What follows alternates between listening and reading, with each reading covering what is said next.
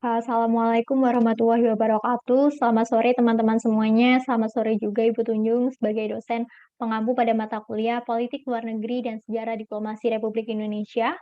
Pada sore hari ini kami dari kelompok 3 ingin mendiskusikan mengenai tugas PLN SDRI, yakni relasi Indonesia dengan negara-negara besar. Nah, seperti yang kita tahu bahwasanya Indonesia menjalin hubungan kerjasama dengan negara-negara besar seperti China, Amerika Serikat, negara-negara di Timur Tengah, dan juga Jepang. Nah, dalam hal ini kami dari kelompok 3 membawakan 4 poin. Yang pertama, kepentingan utama Indonesia dalam relasinya dengan negara-negara besar. Kemudian yang kedua, posisi tawar Indonesia.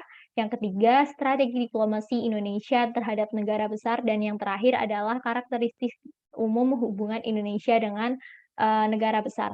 Nah, poin yang pertama, kayak kepentingan utama Indonesia dalam relasinya dengan negara-negara besar akan disampaikan oleh saya. Nah, pada umumnya tujuan utama suatu negara dalam menjalin hubungan dengan negara besar itu untuk memenuhi kepentingan nasionalnya. Nah, hal ini tuh dikarenakan karena kebutuhan masyarakat di negara tersebut tidak bisa dipenuhi oleh negara itu sendiri gitu. Ada beberapa hal, misalkan kebutuhan gas ataupun apa tidak bisa dipenuhi oleh negara Indonesia itu sendiri. Makanya Indonesia menjalin hubungan dengan negara-negara besar. Nah, dalam bidang ekonomi, kepentingan Indonesia dalam menjalin hubungan dengan negara besar ini juga tak lepas dari kepentingan nasionalnya. Bagian kerjasama tersebut bertujuan untuk mendorong kegiatan ekspor dan impor, khususnya untuk memenuhi kebutuhan dalam negeri yang tadi aku bilang, dan juga untuk meningkatkan pendapatan ekspor Indonesia. Kemudian dalam hal kerjasama Indonesia dengan negara Jepang yang tertulis dalam IGAPA atau Indonesia-Japan Economic partner agreement, kepentingan utama Indonesia yakni untuk meningkatkan perdagangan dan juga investasi antara Indonesia dengan Jepang. Nah, dalam kerjasama Indonesia dengan negara-negara Timur Tengah, kepentingan utama yang dibawa oleh Indonesia ini berbeda, yakni untuk pengembangan ekonomi dan perdagangan, khususnya dalam hal peningkatan ekspor non-migas.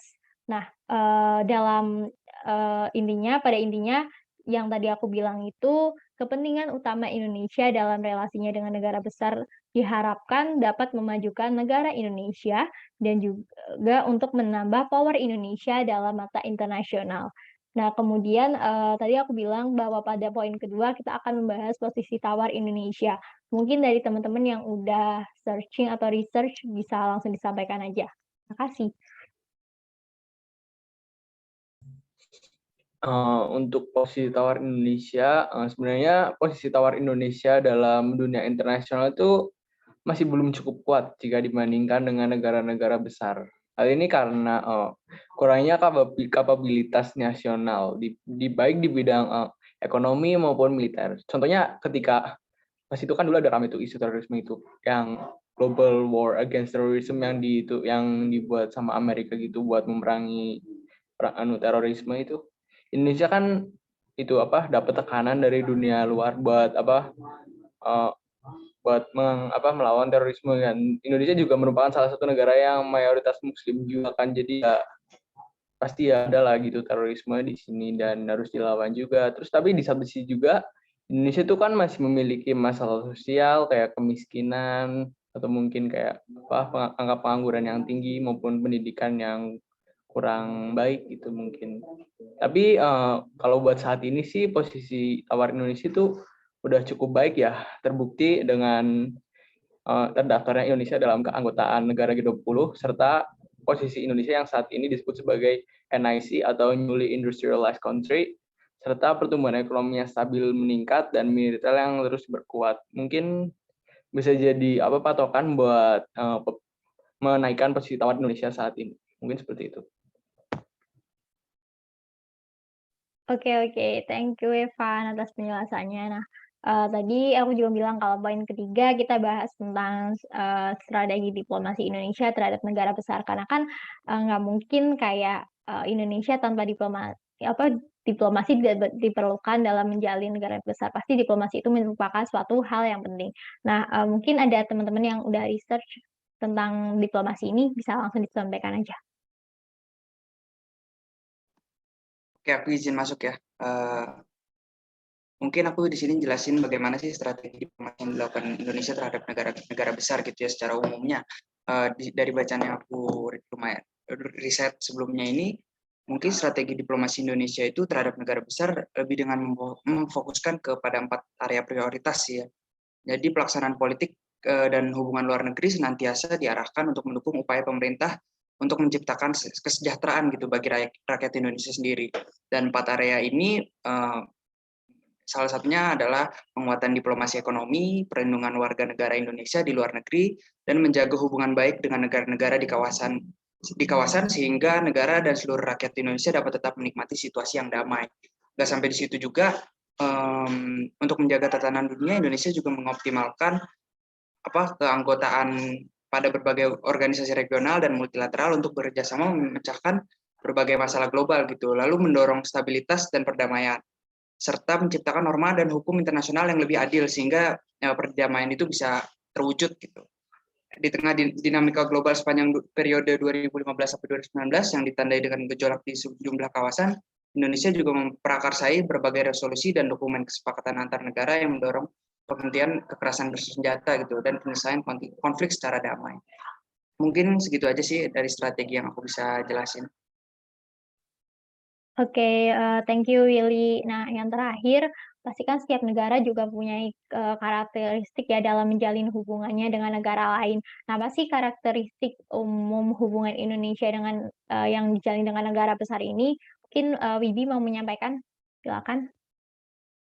Oke, aku izin masuk untuk menyampaikan apa sih karakteristik umum Indonesia dalam menjalin hubungan luar negeri dengan negara-negara besar.